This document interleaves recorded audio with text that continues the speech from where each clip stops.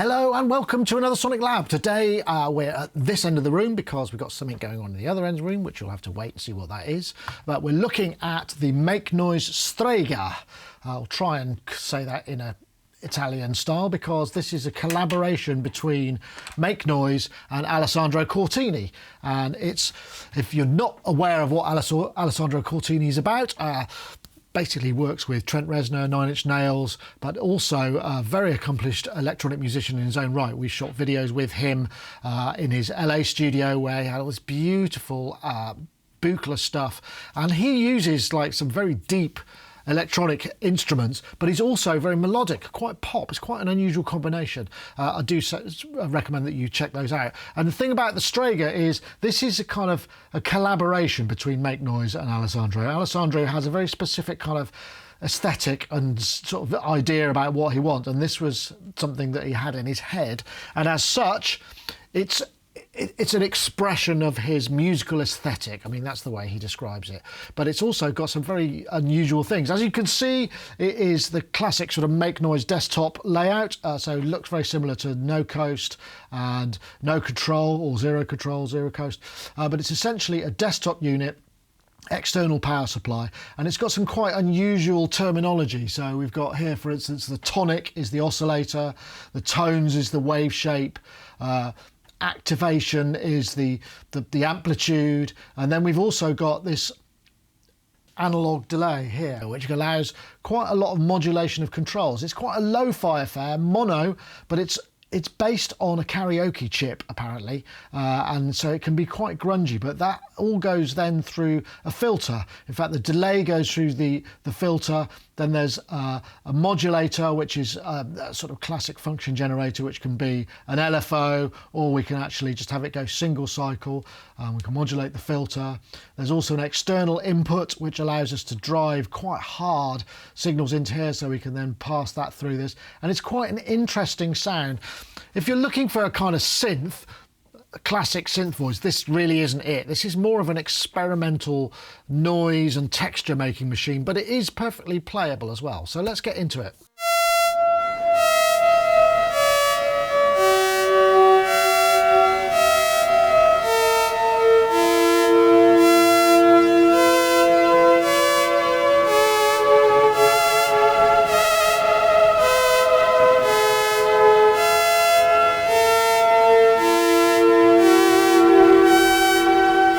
Okay, let's take a look at the basic structure. We're starting with the oscillator. This is called tonic in this case. In fact, there's quite a lot of unfamiliar terms here, but I guess that's just, you know, that's just the way it goes. I mean, it's not terribly complicated, so you will get used to it, but it does take a little bit of getting used to. So we'll start with the oscillator. I've got a CV coming out of a control. There's no MIDI on this, and I've got a gate, which is just basically turning this on and off. So if I start with a note, where the shape of the waveform is here. So we go up through triangle, through sawtooth, and we're bringing in what sounds like a sub, a bit of wave folding. So it's quite limited and there's no filtering going on, but we can modulate the shape. In fact, if I bring the LFO or the function generator out, I just come into here.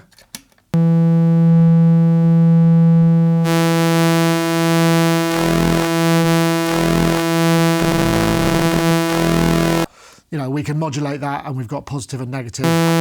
So the range is massive. So if I start with the triangle, right up into past audio rates. I start with it down here because it seems to, otherwise I've got the octave set really low. Now, that's your basic sound. We've got a fine tune here and a wide tune there. Pretty straightforward. We've also got two additional outputs here, which if I just bring this one into the external input, this is just a triangle wave. That's being driven by the strength. We can take that, we can drive that, take that out, and then use it to drive other inputs. And we've also got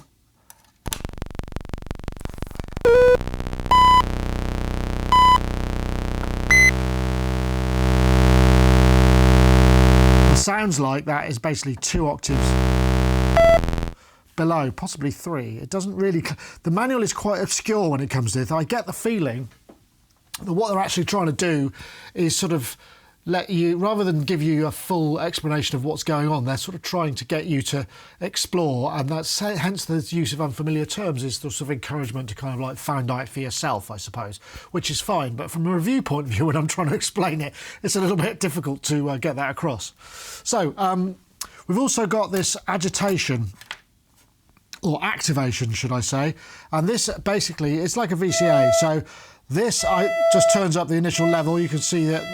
But I've also got the ability to bring in this kind of random agitation,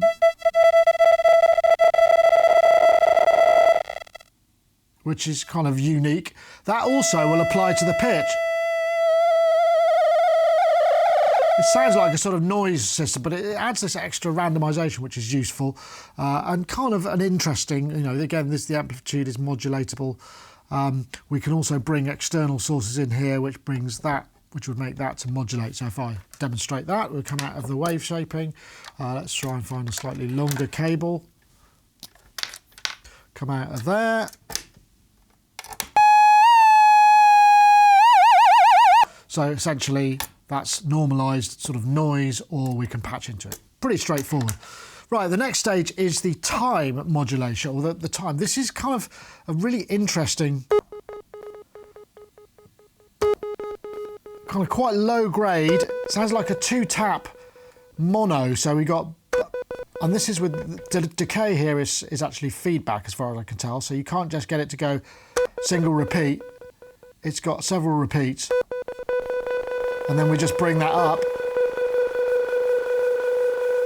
And you can hear it's quite noisy, so if we then went lower, you know, all this clock noise comes in. But we can then filter that down.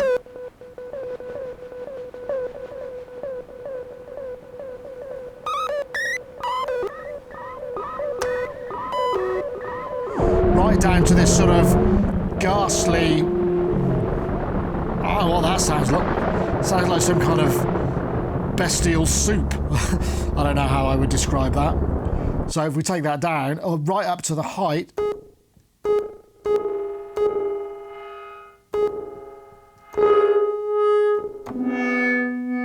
get this sort of really pingy quality. Now we've also got the ability, as well as filtering, to kind of introduce the delay, which I believe is sort of unfiltered, as a sort of side chain. I think that's what it is. Again, the manual is quite difficult to disentangle of what this is. Again, we can modulate these.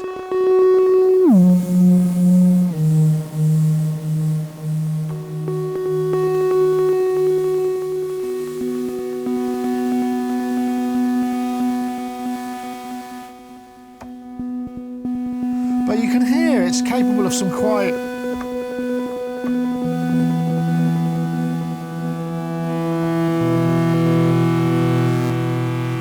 pleasing sounds, if a little grungy. I mean, I would perhaps like to have seen a sort of higher fidelity mode, which wasn't quite so noisy, just so that we had the choice between kind of real dirt and something a bit more pristine, whether that maybe limited the rate. But I understand that maybe, you know, with such a limited front panel, that's not always possible.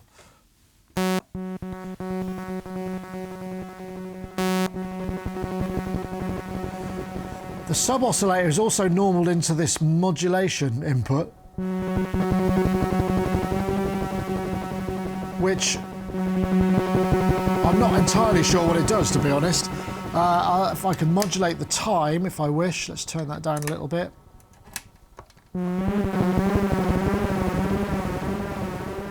Which is kind of funky. So if we go up to high,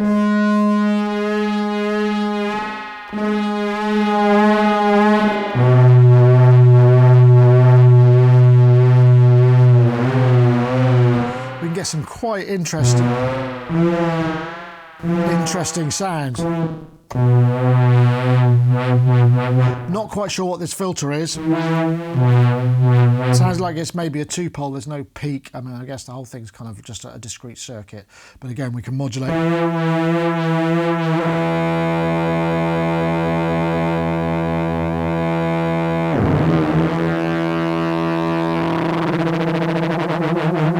modulate this via the function generator, which again is normalized through to this. Let's take the pitch out of that.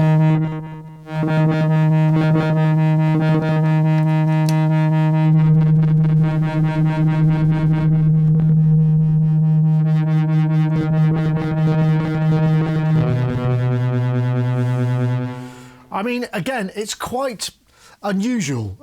It's not complicated, and I don't suppose we should really overthink it too much. I mean, really, it's down to whether or not you like the sound world that this generates for you. And there are some lovely spots in it, but it does err towards the sort of more glitchy, grungy, not really bit chip tunes, but that delay really adds this extra grunge. With the filter, it's not possible to bring this filter into play on the oscillator without turning the delay up full and then just use.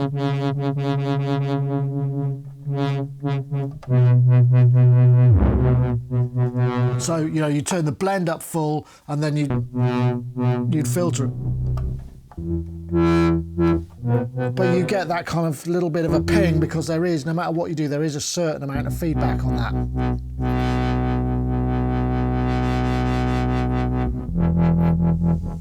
Okay, so let's just take a look at this simple patch. So I've got a sound here, which is sort of triangle saw. I'm just going to bring in a little bit of modulation, which is coming from this. Then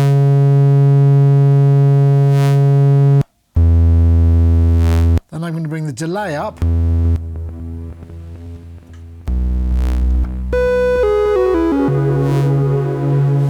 So I'm filtering that down. Bring a bit of pitch randomization in. I've also got the triangle coming out into the feed. I'm really boosting this, and then I'm bringing this in to modulate the regeneration, and listen to what that does.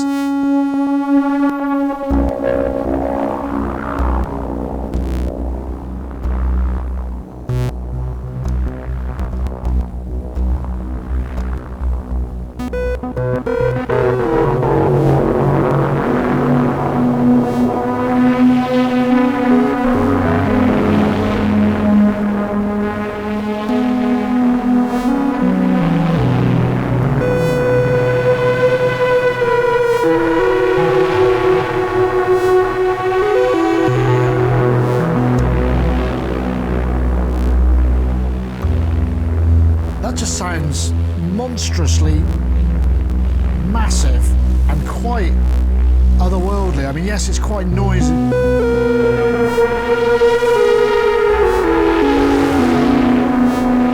Yes, it's quite noisy, but it's also got a real atmosphere and weight to it.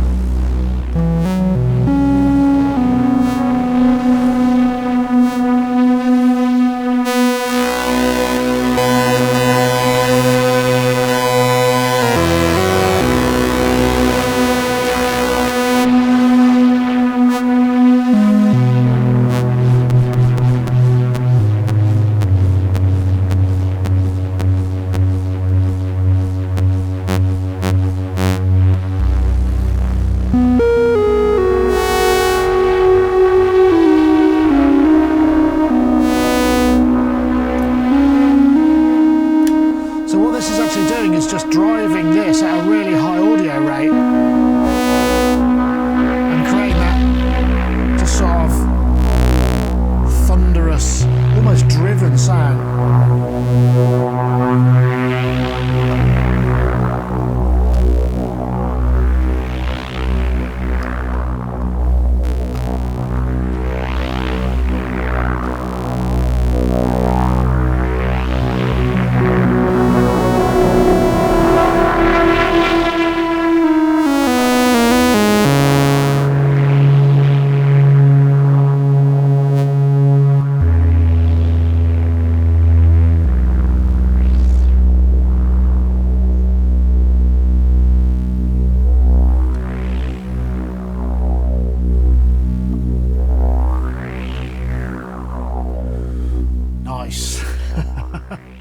Okay, so let's take a look at the function generator, because we haven't really checked that out here, only on cursory level. So I'm going to come out of the function generator. Well, But before we go, here's the connection. So we've got the speed control, and then we've got the output, which is normal to the filter input, which we can also come into here. So let's just come out of here and go into the pitch, because then we can see what's going on. So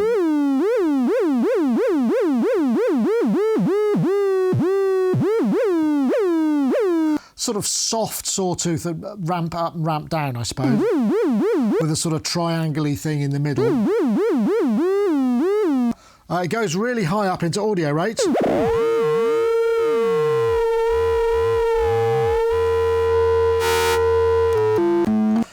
Which is useful, I guess. The other thing that we can do is we can take the gate output, which I believe is this one, and come into it. Then what will happen is when we get a gate on the input, it's a single cycle. So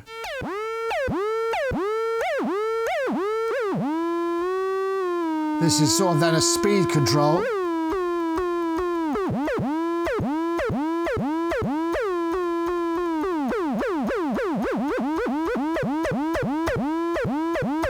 Which I guess is kind of useful as a sort of envelope. Now, it'd be great if we could use it as another oscillator, because obviously we've got speed control. Let's put a control voltage in and see what happens. So I'm going to come out of the output and go into my secondary input. And we can see there, that is essentially the output of this.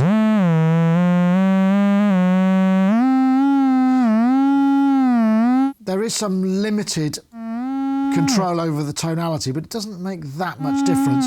Let's see if we put the control voltage into the input, what happens. Turn it up. Sadly not, this is not scaled, and that's a shame, because it would have been great if we could have had at least, maybe even a couple of octaves of volt per octave control over that, but sadly that's not the case. So we can't use it as another oscillator unless it's just a sort of drone, and then it's not so easy to tune, but nice to have that extra function, I guess.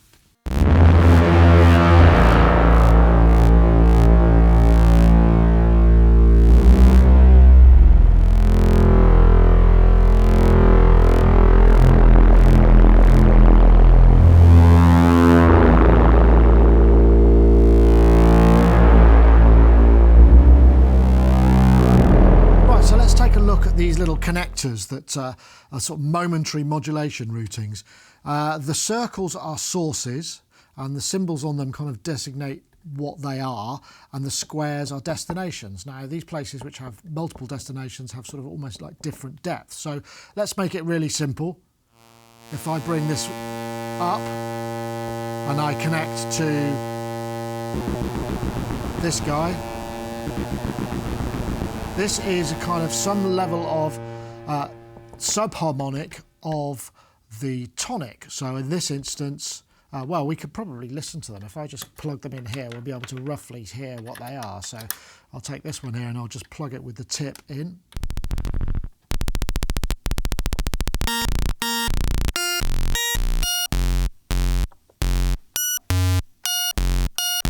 Sounds like about 4 or 5 octaves. This guy is kind of some kind of weird noise. Don't know exactly what that is. This one is the LFO. This one is a sub-octave even lower. This one is a sub-octave about 3 octaves down. So we get these different levels. So let's just bring the delay in.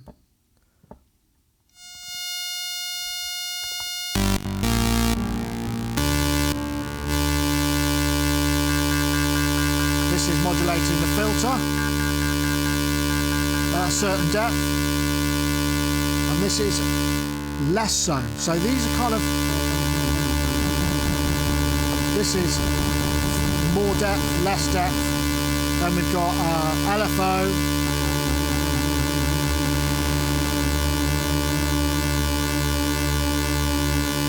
or perhaps the pitch, or the agitation.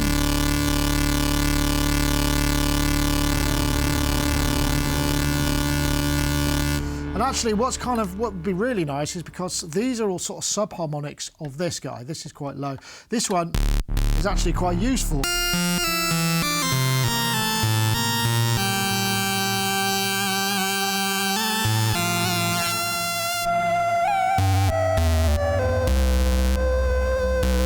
this would be quite musically useful. In fact, it would have been nice if there'd been a patch point here, because as you can see, just touching this here, if I do it with my finger, it's not quite as good a connection, but this gives me a really strong connection, but I'm sort of scratching that. So I would love to have seen the ability to have some of these points available as jack points. Similarly, with other routings, I would really like to have seen the ability to get at the filter, so I could take the oscillator or the tonic straight into the filter without having to do the delay, because the only way I can hear the filter on its own is by running a totally wet signal. And because I can't get just a single delay, it means that there's always going to be a little bit of ping. So just highlights a couple of things. So there's some interesting choices. I mean, I suppose the panel is fairly clear, but it would have been, you know, maybe nice to use one or two of these points just to have more flexible routing between the oscillator and the feedback and the filter. Though I guess, you know, maybe that's not what they were going for, you know. Oh, I guess it isn't. Otherwise, they might well have put it there. But there may be other considerations in the design why that wasn't the case. But I have to say, you know,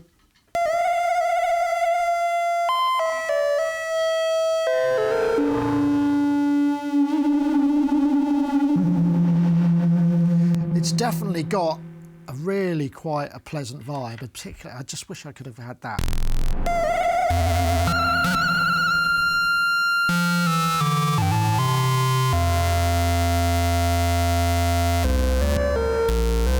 I guess I could use blue tack there, but then I can't modulate the level of this coming in here. I don't know, maybe I need some other external modular gear to work with that. Speaking of which, we've got a good healthy level out here for connection into additional modular kit. This is high level high level. This is just a line out that works as headphones, and a regular line out. This is a higher signal for going straight into other modular kit. So, what do I think of the Strega? Well, it's certainly a very interesting instrument.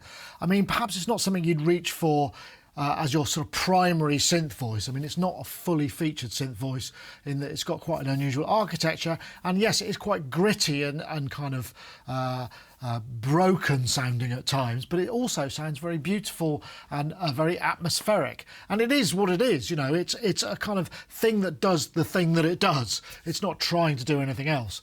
And I guess it's just then down to the price. The price is around about £529 UK pounds, about $599 US dollars. So yeah, I think it is a little bit on the pricey side, considering, you know, what you get and what you can do with it. But having said that, I do really like it, and it does have a certain something and a kind of unusual flavour to it. So it's definitely something, you know, if you're looking for something a bit different that's not going to be your primary synth voice, then by all means check it out. Anyway, thank you very much for watching. I also want to thank those of you who support us on Patreon. I'll be putting a few extra little bits and pieces on there as exclusive video to go with this review. So please head over to patreon.com/Sonicstate. Anyway, that was the makenoise Strega. See you next time.